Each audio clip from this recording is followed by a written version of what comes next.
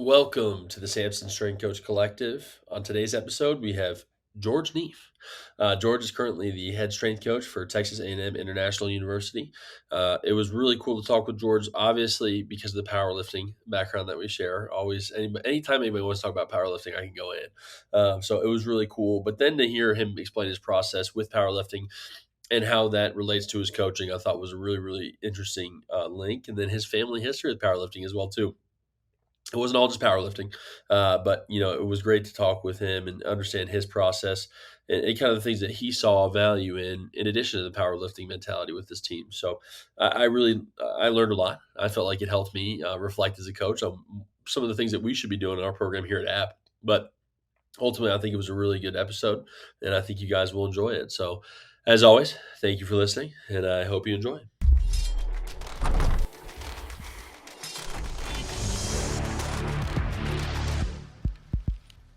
Welcome to the Samson Strength Coach Collective. On today's episode, we have George Neef, head strength coach for Texas A&M International University, TAMU International. Thank you so much for coming on. All right, thank you. Yeah, appreciate it.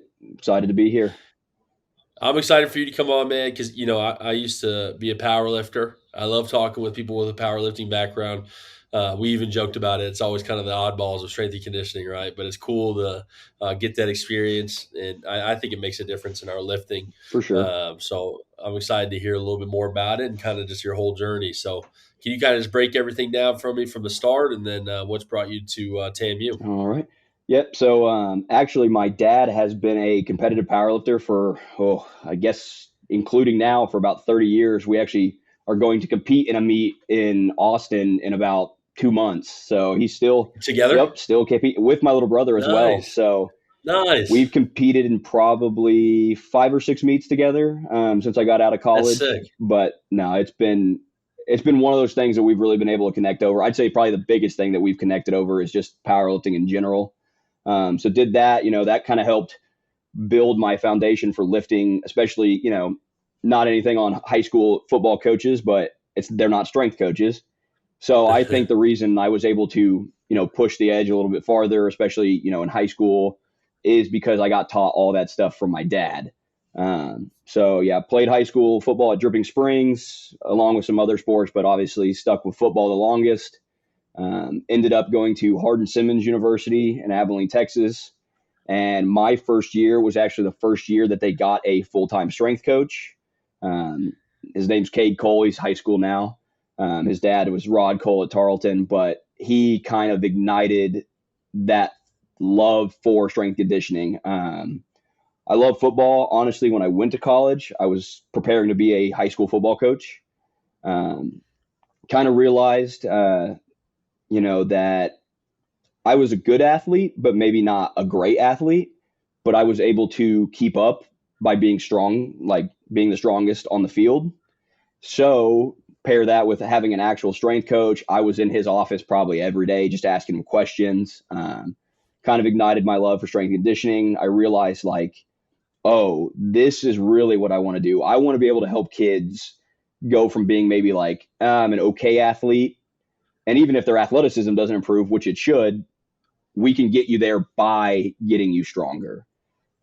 So after playing, 4 years, kind of quote unquote interning with him by just seeing his lifting programs over 4 years, my spring semester of my senior year, I actually did intern with him, helped with teams, that kind of stuff. And then, as we were kind of talking about before, the GA that was there at the time, he kind of took us under his wing just because our head guy was so busy.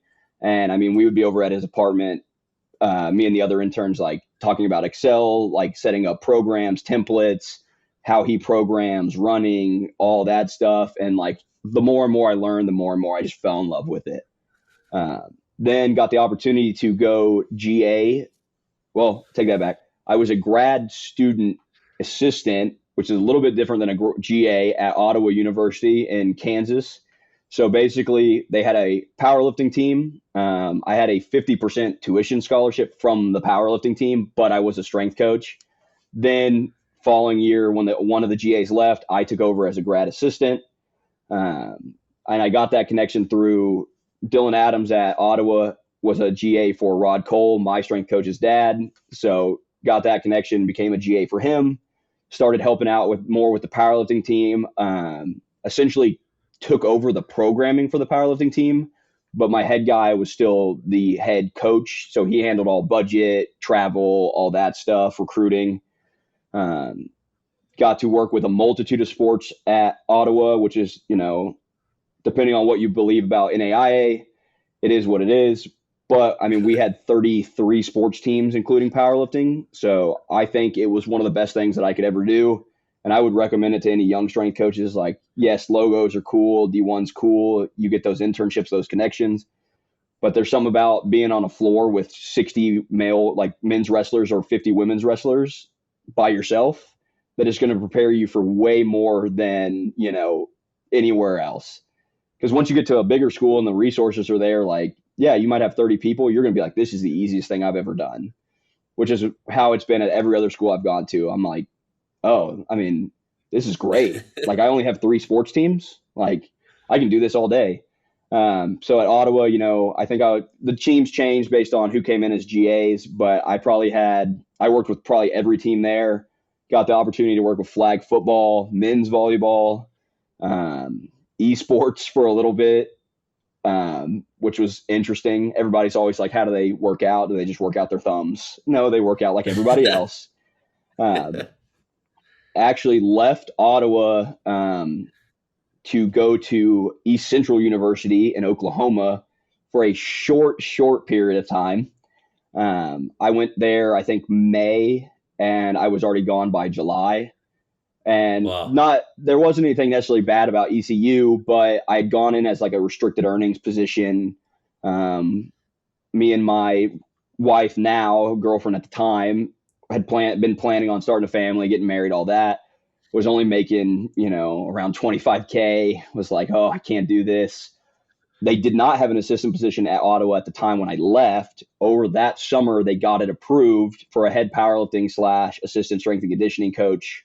So my old boss actually called me and he's like, hey, I know you just got there. And I even hate to be that guy to ask you to leave someone that early, but you're going to basically double your pay. And funny enough, a lot of the kids didn't even know I left since I was only gone for a summer. So they just assumed that I can't, like, I just stayed there the whole time. And I liked my time at ECU. I think it was good, getting that experience, but ended up going back to Ottawa for about a year and a half. Got to build that program, win a conference championship with wrestling. Football team improved dramatically. We got to build a brand new weight room. We went from about a 2,000 square foot weight room with 15 racks to a 9,000 square foot weight room with Ooh. 24 racks. So that was super nice with a turf field, which the thing about Ottawa, there's about 1,000 students there and 850 of them are athletes. And I think Wow. it's increased since I've been there. But that's, NAIA, like they're trying to bring in as many kids as possible. It's very athletic driven. So, we had a huge staff, luckily, that we were taken care of as far as that. So it wasn't just like 2 of us. It was, by the time I left, I think 5 or 6 people, either interns, GAs, full time, part time. So that was huge. But, my goal has always been to get back to Texas eventually. I'm from here, born and raised here, right outside of Austin in a small town. So the goal has always been, to get back, especially my wife's from here too. So got the opportunity. UTPB had a assistant strength coach position open up. I had actually never met or even through the grapevine met Jared Human, who's the head guy there right now. But got the interview. We're very similar. I think we have a lot of the same ideas, just, meshed really well. So I got the opportunity to go down there for about 9-ish months, went through a football season with them, won a conference championship. Loved every bit of my time there. I loved it there. But again, going off the building a family thing, the head position at Texas A&M International opened up, ability to make a little bit more money, also the ability to be a head guy, kind of make my own program for the first time ever and build my culture that way. So, took the opportunity, had never been to Laredo, Texas anymore or ever. And it's like one of those things for anybody from Texas. All you think about as soon as you hear Laredo is like, oh, border town. And for anybody listening, I want to say that is not, if you ever get the opportunity to work in Laredo for any reason, it is not as bad as what people are going to say it is. We have had no problems. Like, I feel safer here than I have in plenty of other places in Texas, including big cities like Dallas, San Antonio. Like, it's been great. I think the people are great.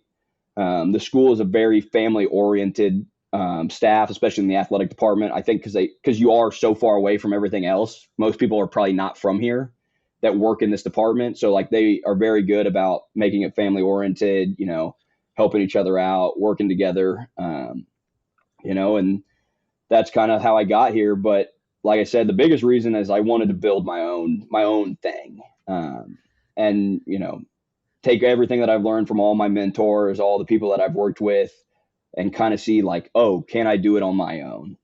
And then I think powerlifting kind of helps with that. Like I was a sports coach for a little bit too. So I had to do all the recruiting, all the budgeting, travel, making sure like kids' grades are kept up, which is an aspect a lot of strength coaches don't have to deal with. So I think just that added ability to kind of put yourself out there has definitely made a, big stride in my career. At least it's helping me get where I am today. Well, I mean, that's quite the journey, dude. I can't wait to unpack that. Yep. Seriously, I'm really excited about that. And funny thing, you mentioned that about Texas. Like, it's so weird. If you're not the Dallas, Austin, Houston area, everybody thinks that city's awful no matter Yep. what, right? Like, because I remember, I'd tell people I was living in Lubbock because I was at Texas Tech at the time. They're like, "Oh, Lubbock, man, it's awful out there." Like it's dry, but that's probably about Yep. the only bad thing I've got to say about it because everybody else is super nice. There's fantastic, some of the best food I've ever had in my Oh, life. for sure. Yep. So it's just funny how people treat the other towns in Texas, Oh, but yeah. obviously you love it Oh, there. yeah. Like Abilene was great. Like West Texas. Like if I could get the opportunity to go back there and, be a head guy at any one of the colleges there, since there's three, Yeah. oh, I definitely would. I loved my time there. I think it's like that perfect mix of small town, big town. Like you've got everything you need, Mhm. but there's not a million people around you. And then, of course, Lubbock. My little brother actually is going into his junior year at Tech right now, Nice. um, following the same kind of path I did, but exercise science major. But he's not quite sure what he wants to do with it yet. He's thinking maybe AT this instead of strength coach. And I'm like, Yeah, we oh, got to switch them away from that. No, we yeah, I got know. That's what I told him. I was like, to come be my strength. redirect. Like, I need an assistant. Come on. Yeah. But no, all the other towns, like I think it's been good, like especially living out of the state for a little bit and coming back, like everybody's like, oh, this, and like it's really not that bad. You guys don't realize it can No. be so much worse other places. Yeah, that's the big thing too, right? Is people don't move away, so they don't really see, Yeah. how it can be at other spots. Well, I'm glad you brought up your brother. That was kind of my first question that I wasn't even aware of. What was it like growing up in a powerlifting family? Because I feel like it's not that common, to have somebody who's that experienced as a powerlifter being your dad. Well, and it's funny now because like the big drive is towards like raw powerlifting now. Like Yeah. and I think it's a good move for powerlifting because it's allowed it to be a lot more accessible for a lot of people. Like, oh, I don't need to buy a single ply suit for $200 and a bench shirt and knee wraps and have, a crew that can help me get it all on. So I think raw powerlifting growing has been the biggest driving factor for growth in powerlifting. And funny enough, my little brother, we actually didn't know if he was actually ever going to get into it or not because we're actually 6 years apart. So people are always like, are you and your brother close? Yeah. But like by the time I was graduating with my master's, he was finishing high school. And by the Yeah. time I was graduating high school, he was in sixth grade. So now that he's like 21, we've gotten a lot closer because like a lot of the similar stuff that we're able to do, like we can go hang out like, at a brewery or whatever, or like Mhm. we have similar interests because we're in this almost in the same point in our lives, mid 20s. Um, but then, he played football through high school, had a lot more injuries than I did. I tore my MCL one time. But other than that, cracked ribs once, but I was relatively healthy throughout my career. But I mean, he tore his ACL twice, Mhm. unfortunately, and then cracked his collarbone his senior year. And then I think one of the biggest factors for him is he was a senior during COVID, which screwed Mm. up a lot of people. Like, not that it was any, it is what it is, but like, I think coupled with the fact that he had all those injuries, didn't really get to play his senior season, he just decided because like I think he was a better athlete than me. He could have played D2, D1 even if he really wanted to. but he kind of just got to the point where he's like, I don't know if I want to go through this again. Yeah. Gets to college, he's not doing anything. He still has that competitive drive, starts powerlifting again. And I only powerlifted 1 year in high school, and that's more due to my dad because he was like, you're too young. You don't need to worry about pushing weight like that. So just powerlift your senior year and we'll just lift the other 3 years. Little brother didn't powerlift at all in high school. But as soon as he got to college, like I said, I think he just needed something to compete in. So Mhm. he's actually, I mean, he's taken off. I think he's done 4 meets now. And, for him, luckily he's 21. So like every meet he does, PR. Um, Yeah, yeah. but, my dad comes from the old style of powerlifting when like everyone was single ply. He remembers competing against Ed Cohen, like he's like, yeah, I'd show up, squat and bench, and he was still out totaling me on his squat. I mean, and they were in the same weight class, which is even worse. So, Yeah. but like it comes from that old style of powerlifting, and like we still have arguments about like, well, Dad, this is what exercise science says now, and he's like, well, we just put weight on the bar and we got stronger. Okay, yes, but no, I think growing up in like that competitive edge, like because powerlifting is different than any other sport, honestly, like there's solo sports, there's individual sports, but there's nothing really where you have to get under a weight that you might not know if you can lift. And you have to find that headspace of like, oh, I'm going to stand up with this or I'm going to, fail trying. Which I think transfers over to a lot in life. I think, there's plenty of like times in your strength and conditioning coach career where it's like, okay, like I don't know if this is going to work, but I'm going to commit to it. And if I fail, I fail. But if it works, like I would have never known if it was going to work if I didn't. So I think just not even so much powerlifting as of like it's lifting and the programming style of powerlifting compared to extra like athletic performance, but I think the kind of the life lessons it gives you, kind of just prepare you for more than if you just played like a team sport or maybe you got into strength and conditioning late and you didn't play sports and you're learning it all now.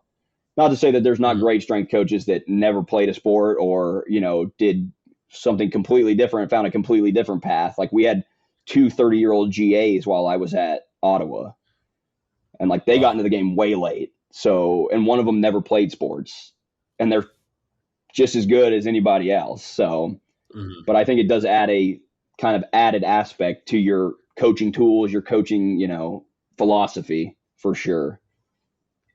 Well, I agree 1,000%. It's interesting because, I kind of refine my recruiting speech each year, right? Mm, It's something a little bit different, but how I take my approach and versus somebody who is a director, right, who can, has to apply himself to a little bit more sports. I've got the basketballs, mm, so I can tell them, hey, I'm going to be there for everything, right? And I kind of communicate to them that my job is to, first of all, make sure you have the physical abilities to do what you want to do, right?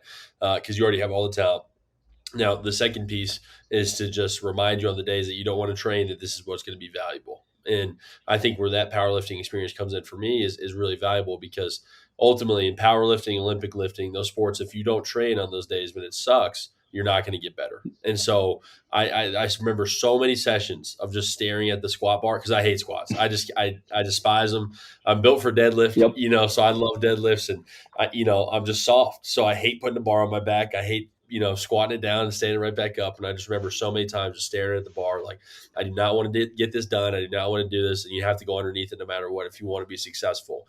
And so it takes that lesson. And I think it helps you understand the mindset of an athlete who doesn't like lifting as a whole, because how they feel about how I feel about squats is how they feel about every single Yep. lift, but they have to do it to get better at their sport. So that's what I've appreciated about powerlifting. No, for sure. Like I'm the it probably goes deadlift, squat, bench for me. Like bench, I got long arms. I'm built for deadlift. Like, you know, love it because I'm good at it probably. And then squats is always kept up. And then bench has always been just my Achilles heel. Like Mm. now it's funny because to the athletes, you tell them what you bench and they're like, oh, that's really good. But then you're like, well, in my weight class, I lose to everyone. So Yep. but I think, like you said, it's like there's plenty of times, and I finally had to basically go to a conjugate model for training where it's like, okay, I might only be doing a single rep, but I've got to force myself to put heavy weight on the bench every session to make myself do it. and it worked to an extent. Like my bench is still, I still call it a poverty bench, but it did get better. But no, like I said, and like you said, with athletes, like they're there for their sport. They're there because they want to be the best basketball, women's soccer, gymnastics, whatever sport you might work with. So like that's where you have to make them understand like you're on that same page with them, and this training is going to get them to that point that they want to get to. Or they Mm, might already be an All-American when they come in as a freshman. But hey, do you want to be an All-American, or do you want to be the best All-American? Or do you want to be a guy who sits the bench, or maybe work yourself into a position where you're getting ample playing time? mm. Because like the big thing is like, does weight training actually transfer 100% to the field or the court? No, but it could be that competitive edge that gets you to the next spot. Certainly. And, I always bring up the example of Josh McCown. I don't remember if I've told this story on this podcast specifically, but I was an intern with the New York Jets for their summer training camp, right? And so, obviously, I'm just in the shadows. I'm just like a guy standing back, just observing everything. But, Josh McCown comes in. I think it was his 14th season at the time, something crazy. Comes into training camp at 7%, right, in body fat. And so the training camp is when everybody's knocking the rust off Yep, and everybody's still hung over from their time in Cabo. And this guy comes back completely ready to go. And, if you ask, it's so funny. I can ask anybody who Tom Brady is, and everybody knows who Tom Brady yep, is, right?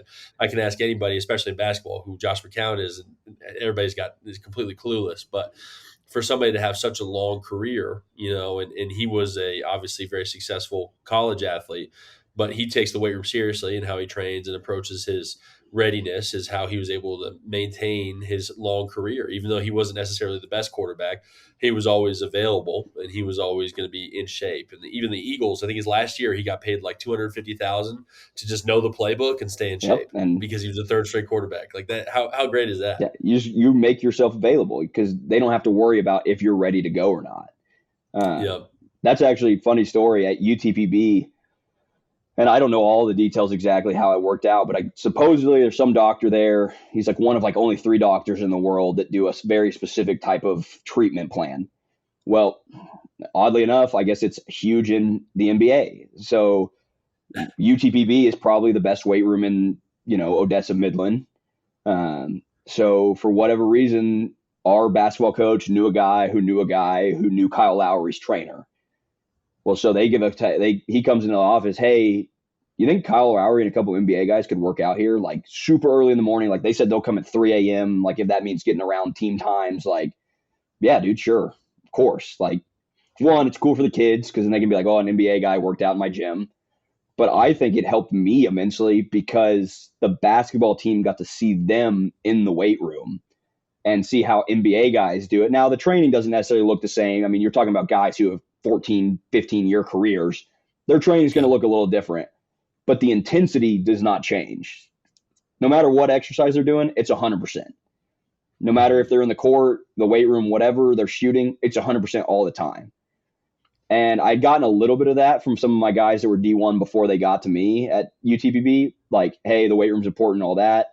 But I think the JUCO guys, the freshmen, the D2 guys finally got to realize, like, oh, this is what makes them them versus like an average NBA player. I mean, pretty much everyone knows who Kyle Lowry is for the Yep. most part. If you're Exactly. involved in basketball, like, and I don't even watch basketball like that, but as soon as they said the name, I knew who it was.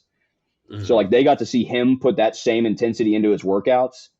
I would say like honestly, it changed their intensity, even with nothing else. The programming didn't change, the way I coach doesn't change. Just that little moment probably changed their entire athletic, timeline. That's awesome. So that was a really cool, like one of the really cool aspects of being a strength and conditioning coach. Like there is like they got to see NBA guys and we got to talk to NBA guys about their training and talk to their trainers. Yep. So like you don't get that every like so that was a really Well, cool aspect. I tell our guys all the time, like, hey man, like they're gonna find you for this crap you're trying to pull right now. And I know you're 18, and I would have done the same Yep. thing, probably even worse. But they're gonna find you, and then if you're not good enough, and I love you to death, right? But there's a probably pretty good chance you're not going to be one of the top 20 basketball players in the world who gets to get away with stuff like this, right? They're going to cut you or they're going to send you down to G League. Like it's a very simple process. Like they don't NBA people don't have time for this, and same with any professional organization. It's not there's no hand holding really unless you're a complete difference maker, which means you're in the 1% of the 1% of the entire world at that specific sport. And so that's really cool to then see somebody like Kyle Lowry come in and say, hey, I'll train at 3 a.m. if I have to, Mm. because that's somebody who's successful, but also understands this is how I stay in the league. This is how I still produce. And this is how I kind of get an edge on all these other guys who are just as good. Oh yeah, That's a for really cool, sure. that's a really, really cool experience. Because there's plenty of NFL professional sports, like they might be the best at one time, but how many of those guys are out in 3 years versus Yep. the LeBrons, the Kobe's, that are in it 20 years, or Tom Brady in the NFL 20, like. And it's like, and the funny thing I think is funny about Tom Brady is like, you go back and watch his combine, you're like, this dude is not even going to make it. Like Yep. nobody expected him to be who he was at the end. So Yep. I thought that was cool. And that's kind of where like that intensity is like kind of a big reason I love powerlifters, because their sport and their practice are the same versus like other athletes. Like, you tell a kid like, hey, we got basketball practice today. They're so excited. But Mhm. then like, depending on the kid, you tell them you got weights. They say, are you sure, coach? But with powerlifters, like they understand like what I'm doing right now, this training is still it might as well be a mini game or a mini competition every day. Yep. So like I think where they're different and like just their approach to lifting, if you could transfer that to athletes, that same kind of like approach of like this everything I do has to be executed 100% all the time. Because if I don't, at the weights they're pushing, you're going to get hurt. Or if you Mhm. slack off, somebody else is working just as hard as you, or hard, like, better, faster, however. But so that's where I think that mindset and the mindset I have as a powerlifter carries, like, I try to convince, like, my athletes and like tell them, like, hey, I know this isn't your sport, but I need you to approach this just like you would shooting a free throw in NCAA finals, like game on the line. That's how you should approach everything, with that same mindset. Because if you do that, even if you fall short every now and then, you're still above everybody else out there.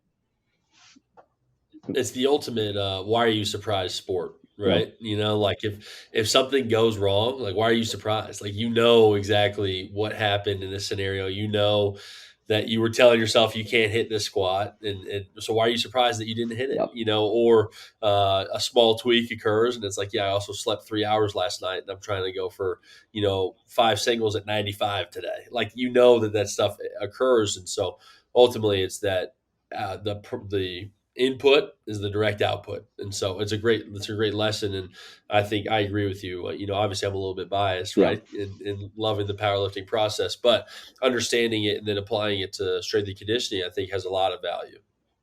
For sure. um, I mean, I I would love to be a powerlifting coach again, but I also love working with athletes. And mhm. besides a few schools in the country that I can think of, that doesn't mesh quite well. There's a couple, Yeah. like Davenport University has done a really good job, and like Ottawa, a lot of the NAIAs are a lot bigger into it, where they have someone who's kind of a strength coach and a powerlifting coach, and those are meshed well. And funny enough, one of my former athletes at Ottawa has taken over as one of the assistant powerlifting coaches at Ottawa now. But I'm like, the big conversation we had to have, and I was like, you can't just do this. You have to learn the strength side, because nowhere else besides a couple places are going to let you be just a powerlifting coach or like focus on Yep. that. You got to be able to do both. And there's plenty of lessons I've taken from my athletic performance, like team sport training, that I've applied to powerlifting as well, and vice versa. Like I think athletes, as far as like pushing intensity on squats, the SBD lifts, I think a lot of athletes can benefit from that, because, like I said, if it doesn't transfer 100%, that's fine. But being stronger is never going to be a bad thing. Mhm. But I think a lot of the stuff we use for rate of force development, that kind of stuff for team sports, athletes, can be transferred over to powerlifting as well.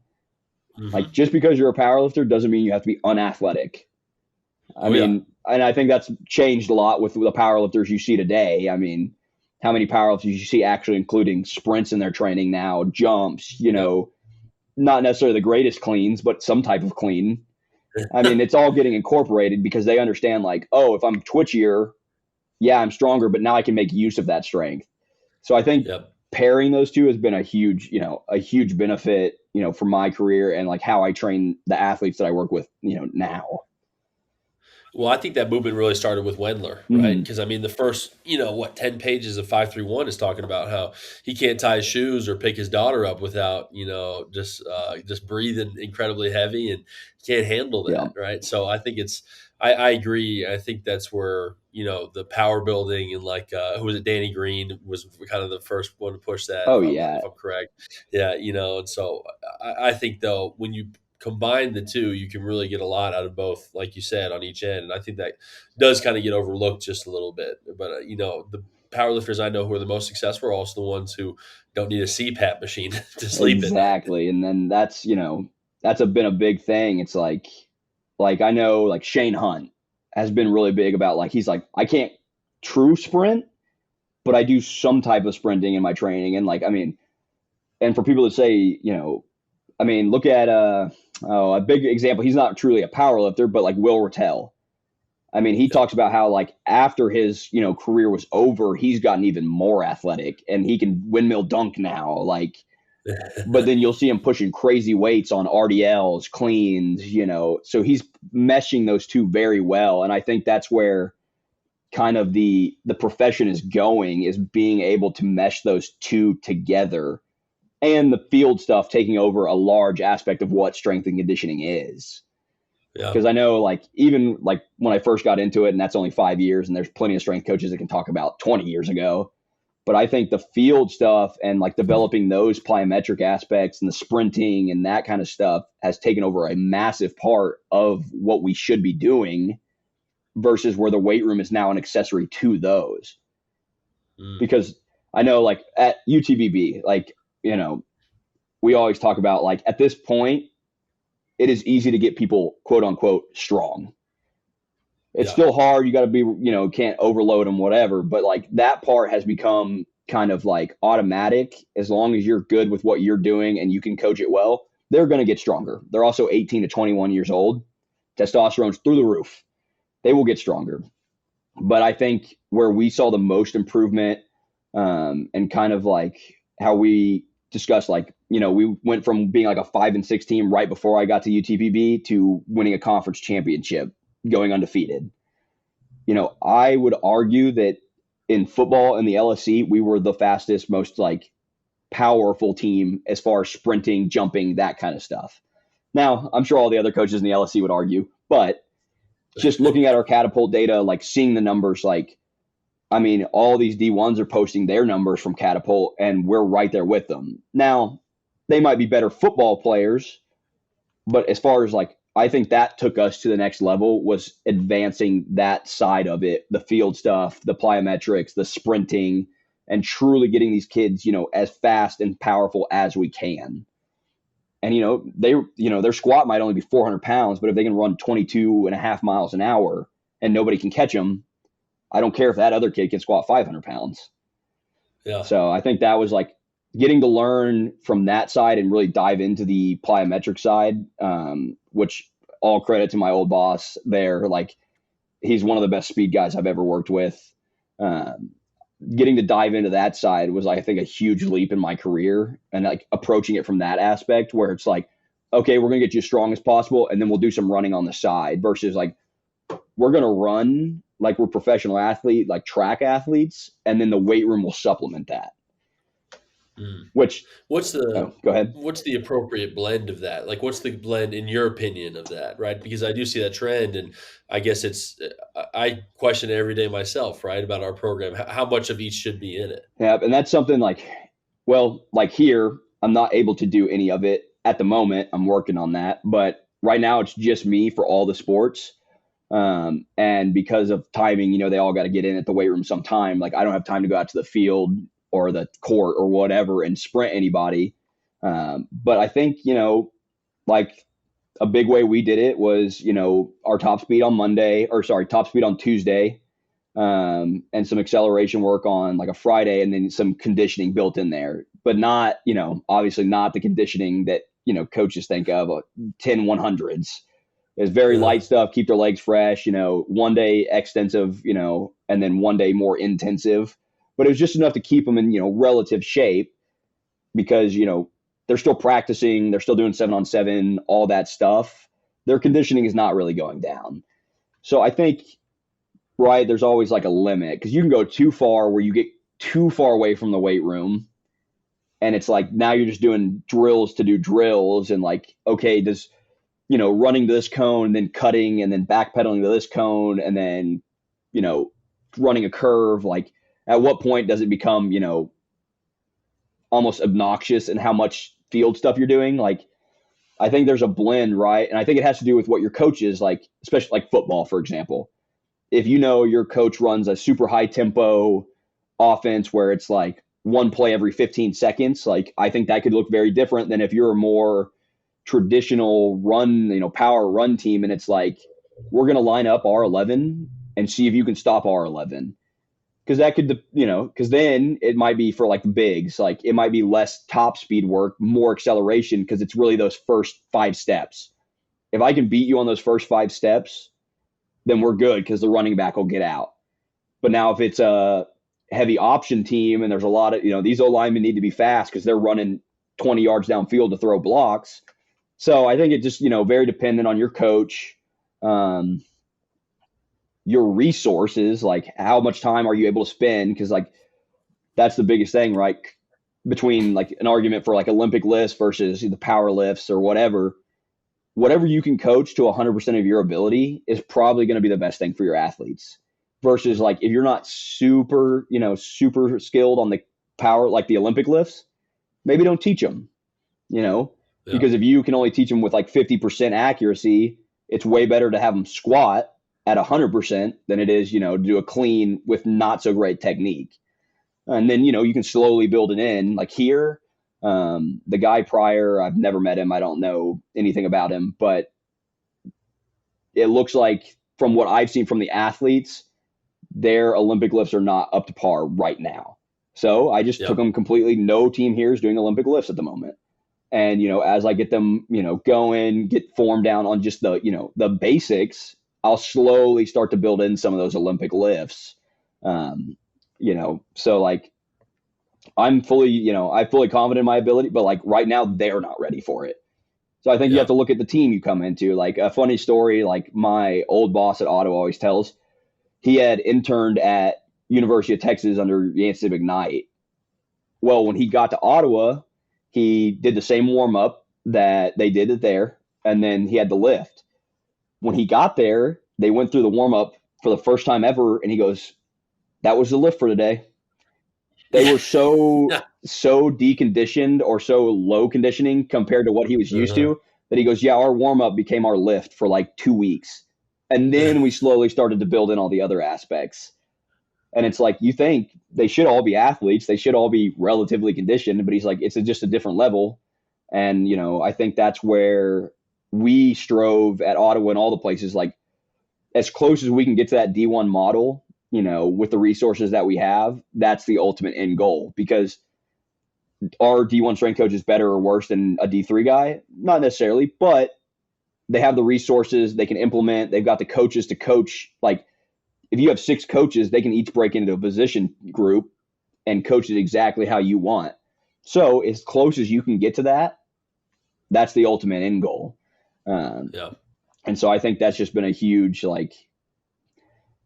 blessing that I've had strength coaches like bosses or mentors like that. Is like I think it really propelled versus maybe going somewhere where someone's like been there forever, they're complacent, we're not really striving to push the boundaries. Because I think athletes need that too. They need to feel like they're pushing their own boundaries so that they feel like they're doing something, even though a 3x5 at 70% might be what they need. Hey, let's throw a VBT on it. You're going a little bit faster.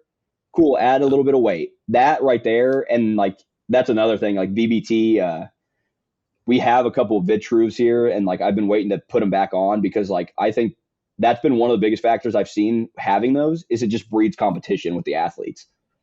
So instead of only going to 225, if they see the guy down there doing 225 at like zero point 0.7, oh, I bet I can do that at 0.8. And so like Mhm. I think that even, all the data that goes into like, velocity based training, even if you didn't look at any of that and it just made them compete more, I think you would get better results. Absolutely. So, Well, I think the point that you brought up that was really interesting too about kind of the D1 model versus the D3 is exactly interlinked with what you mentioned earlier about understanding the coaches as well too. Because if you can go to practices, if you can watch this, exactly what they do, even in their position mhm, groups versus then their now overall team practice, it's going to look different, right? And it made me laugh because when I assess what I need for my program, it's usually based completely around what the coach wants first, yep, right? Because ultimately, that's the person, especially in basketball now, that's the person who's going to hire me or fire me, right? So we do have to have a certain level of understanding that I'm going to get done what he wants to see done. But when I was at Texas Tech, we did a ton of lateral agility, and so a ton of lane slides and everything. And this is in the off season before we end up going into October mhm, practices. We get to October practices, we did lane slides that morning, right? And this is just a first year, first lesson kind of learned, right? And then so we go in. Turns out that this coach's punishment is lane slides all the time. So she's like, so they're all baked on yep, lateral agility, right? And there's just something I just didn't need to spend my time on doing, but because I'm able to go to practice and see it, I can understand, okay, well, this is how I want to mold my program around, exactly what they're looking for. So I think that fluid model that you kind of allude to is really interesting. And I think it shows the difference between a D3 and a D1 because of the time that you have to actually apply that fluidity versus having, I've got 6 teams of the head strength coach versus one. yep. It's way different. No, and that's like a big one. Like so, when I was at UTBB, the baseball coach, and I know all baseball coaches do a little bit of like band work, external rotation, internal rotation, but like it's usually relatively contained. So like a big one that pretty much ends up in all of my baseball programs is some extra work for that. Well, we did that my very first year at UTBB, and like all the guys were like, my shoulder, or the coach texted me like all my shoulders are gassed. Like all my pitchers, like they feel gassed. But then the hitters, funny enough, were like, oh, I've never been able to throw harder. My shoulders feel so open. Well, he finally sends me their band like pre warm up like through the whole week, and I'm like, they're doing X amount of reps. Like so, where I flipped it completely is all my back work was restricted to like 5 reps and under, but it was just Mm, like almost as heavy as you can go, like 3 sets of 5 cable rows, like push as much weight as you can. Because like, if your upper back's a little burnout, like early in the week, not a huge deal. But you're getting all the volume that you need. Now we just need to push the load. So like that was a huge change from what I'm used to with baseball from all the other places I've been at. And then like women's soccer is a big one. Like you usually want to do conditioning with every team, some type of conditioning, whatever that may be. Well, we had catapult data on them and they were running 2 miles of practice at least. So it's like, we probably don't need to do any conditioning. yeah. But where they took the next step is we finally started doing sprint work and acceleration work. And I mean, result of the season was relatively the same. They did about the same, but they looked more competitive on the field. Now that and that's where I talk about like when I was in high school, the first 3 years of high school, our team was terrible. I mean, the best we ever did, I think, was like 3-7, maybe. Well, my senior year, we get a whole brand new coaching staff. They come from very, high level, like Capel High School, Flower Mound, like the bigger schools that win a lot. And we only went like 4-6, so not really that much better, but we were competitive in all those games. Mm, So it's like yep. just those little small aspects here and there can change the way a team and the confidence. Like, okay, instead of losing 4-0, you lost 1-1. Like, that's a very different outcome for the kid's confidence. Or like Absolutely. if you're a DB and a receiver's just running by you and you can't do anything to stop it versus like you're keeping stride for stride, he might just happen to get a hand on it. Like that's a lot different for your confidence when you're on the core or the pitch, whatever. And I think Yep. that's an underrated factor of like, yeah, we can only make them as good as athletes as we can. And like they have to be good basketball players or good football players or good soccer players, but like feeling like you can compete versus like, oh, these kids are just walking all over us, we can't do anything, is an Yep. underrated aspect for sure. And I think that leads into like when you get into teams in like playoffs, like teams that it's their first time ever in the playoffs versus teams that go every year. They've been there, they've done that, they know what it feels like. And I think that's why a lot of times you see repeats of like Angelo baseball. They've won the national championship back to back. Now they didn't win this year, but they made it pretty far. And it's like because they've Mhm. been there, they have the confidence like, oh, we've been here before, we're gonna win. Yep. Or like our softball team here, not in like the last couple of years, but they used to go to the conference tournament almost every year. So it's like having that confidence is makes a world of difference for your athletic ability because like they could be a better athlete than you, but if they don't believe they're going to win and you do, eh, Makes a difference. now we're talking about a 50-50 shot versus 20-80. So yeah, I think that's the Just like big factor. just the same with squats, right? Or deadlifts or whatever. If you don't believe you're not going to hit that, you're not going to hit it, right? Versus, if you can, it might be a number you may not hit, regardless whether you wish and close your eyes and cross your fingers as hard as you Yep. want to hit it, you might not hit it, right? But at the end of the day, if you're going in confident, then it's going to make a big Oh, difference. That always makes me think of the mile. I think with who was it, Sir Roger Barrister, I mm, think, or I can't remember Bannister. I can't remember, but the first one to run the sub 4, yep. right? And then everybody else starts breaking it immediately afterwards. You see somebody else do it, it makes a difference. Oh yeah, and that's like I mean, how many times has the world deadlift record been broken in the last 4 years? Yes. Or like the fact that someone pulled 1,000 raw. I mean, Benedict Magnuson did it 10 years ago, and nobody touched it forever. And then you had Hmm. people like Dan Griggs and Jamal come out, and it's like now we're confidently seeing 1,000-pound pulls, probably once a year, if not more, from multiple people, not just one guy. Yep. And I mean, people would argue sumo, but whatever. I pull sumo, so I don't have anything You pull against it. Yep. sumo this whole time we've been talking, and I find out you pull sumo. Get the hell out of Now here. I've pulled both, but sumo predominantly. Um, but like it's just like now, like I think you're seeing. I mean, uh, Jesse Norris's squat record in the 198s was like, or 220s was just broken, and nobody thought it was going to be broken for another 30 years. Yep. And it's like Yep. just the envelope of strength athletes, and I mean, just what's coming out now, and the kids that are lifting today. I mean, so RGA at Ottawa when I first got there, went to collegiate nationals as a 181, I believe. Pulled, I can't remember his other two lifts, but I think squatted somewhere in the fives, benched mid threes, and then pulled like 600. Pretty good. I Boom. mean, for a Yeah. 181, for anybody that doesn't power, like that's pretty good. Yeah.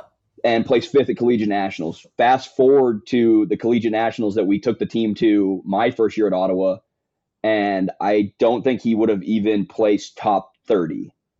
Not to say Mhm. that he's still not strong, but it's like just those advancements in 6 years. And then even from that year to the last collegiate nationals I coached at, like kids that were winning that collegiate nationals weren't even placing top 5 at the one we went to.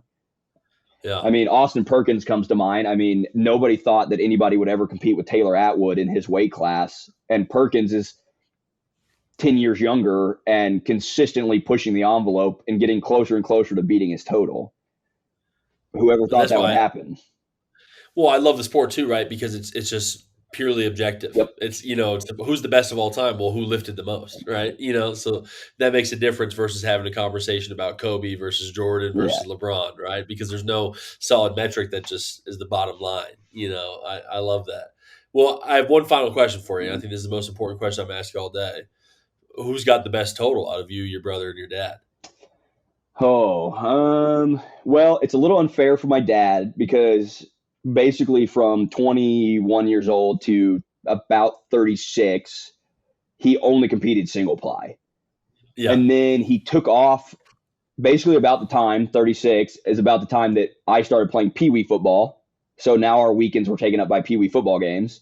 So then Hmm. from about 36 to 40, 35, he didn't compete. He was still training, keeping in shape, but he never competed raw during that whole time. And then basically once me and my little brother, like I got out of high school, started powerlifting again, he started competing raw. So like he was already 45 or 50 by the time. Yeah. So technically I have the best raw total at the moment, but he still has me.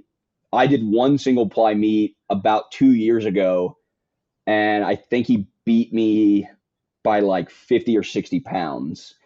Oh my Just because, goodness. like, one, I didn't train long enough in the suit that I had. My bench shirt was too big. So, like, squat, he only beat me on squat by about 20 pounds. Bench, he beat me by like 70. And then deadlift, I have the best deadlift ever. Like, compared to all of them, I have the best deadlift so far. But my That's awesome. dad has benched like 365 raw. I mean, at his age, but now my little brother has even more time to catch up. And so, like, I mean, I swear within the last 3 years, his first meet ever pulled like 425. And this meet, he should pull about 550. Wow. Nice. Now, some of that's weight gain. He was way too skinny when he got out of high school. He's like 190 pounds and he's like 6'1". So now that he's Yeah, kind of no. filling out to the 220s, he's gaining a lot of strength. But to this day, our whole family still bad at bench. Like our arms too long. That's where genetics, yeah, And genetics comes into play big time. but no, like I think it's been great. And like I've even talked about doing another single ply meet just to see if I could beat his total Uh, before I'm done. So, but that's been huge. And then like the hardest thing honestly about powerlifting has been balancing it with this job. Obviously, because yeah. like Oh, yeah. powerlifting training, as you know, I mean, some of the lifts like upper body days, 45 minutes an hour, cool. But then you get in those deadlift days, those heavy singles. Oh, I've been here for an hour and a half and I've only deadlifted and I still have the rest of my workout. So no, that's been great. Like I said, regardless if my little brother ever beats me or I ever beat my dad, I think that's been one of the big things that we've always been able to connect with. And now the other bit, I mean, like my little brother didn't play college football, but my dad played at Tarleton back in the day when they were NAIA. And it's funny to hear him talk about what Tarleton is today and Yeah. then what they had. He's like, yeah, our locker room was like the size of like you know, maybe a tiny gymnasium, barely. And he's like, they probably have 100 lockers in there with TVs, like, and then like the football field. Obviously, they built that brand new stadium. He's like, I don't even recognize it. Oh, and here's one last kind of funny, just small world kind of thing. The lady that lived above him in his apartment complex, that kind of was like the overseer of the apartment complex, is the mom of the head football strength coach at Tarleton currently. No And I joke, was like, seriously? because he was like, hey, what's the name of the guy that just got the job at Tarleton? And I told him, and he's like, I thought so. He's like, yeah, his mom was like our apartment overseer, like director. She lived right above us. Like, I was like, That's awesome. how in the world does that happen? But, But I'm sure he grew up loving Tarleton oh football, and yes, that was his goal, be the head coach, yeah. oh yeah, no, but he's got a cool journey too. So, but good for him. But I was just like, yeah, the small world, like the connections, like I kind of told you before, like the softball strength coach at Alabama, like we just happened to talk to her at conference. She's from Abilene. Me and the GA at UTBB both played at Hardin Simmons in Abilene. So like, how in the world? She's at Alabama and we're all the way up here. Like, how did we have that connection? But no, that's one of the big things I love about strength conditioning is like somewhere, some way, you're probably connected.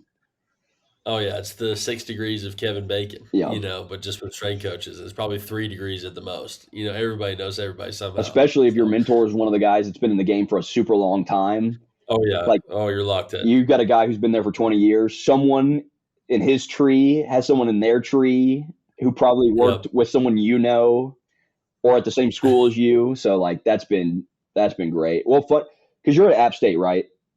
Yep. That's what I thought. Okay, so fun enough, the GA, one of the 30-year-old GAs that I was talking about, played football at Harding, went to Ottawa, went to McKendree right after that, bounced to Texas State. He's actually with football at App State now. Oh, no Yeah, joke, really? Romo is what he goes, but Romo Westbrook. Romo, no Yeah. joke, seriously, So yeah, I he know right Romo there. well, there you go. So like that of all the Good point. things, like Yeah. Yeah. And like he was there for like a year at Ottawa. Um, Already had kids and a family, so bounced to McKendree so he could get a full time job. Then he was at Texas State. Yep. Staff got fired, as it is. And then he's been at App State. And when I saw him at conference, he said he's loving it. He's like, it's Yeah. beautiful up there. He's like, I wouldn't trade it for the world. Oh, Boone can't be beat, man. I seriously, it's incredible up here. My fiance and I love it. I mean, it's again, there's positives about everywhere we've been, but this is definitely gonna be the favorite spot so far. It's just incredible up here. Awesome. That's funny. But yeah, like you said, small world, like of all the Yeah, people. So, uh, yeah. Well, George, thank you for coming on, man. I really appreciate oh, it. yeah, for If sure. somebody wanted to follow you or reach out to you on social media, what would be a good way to do that? So, my Twitter is probably the easiest. It's just at Coach Neef. Um, Okay. and then my Instagram is, and for anybody listening to this, don't make fun of me. I made this when I was in middle school. George in 42. Okay. But Nope, we've all got those. yeah. Usernames. I mean, my AOL Messenger or AIM Messenger is definitely something weird as hell that I would not want brought back Oh up. yeah. So, Like my original email that I don't use for anything but like free trials. Nobody never needs to yeah. know the name of that one, but that's just how it is. But Well, George, man, thank you. Really, really great to get to know you, and I'm sure the listeners loved it as well. all right, I definitely appreciate it.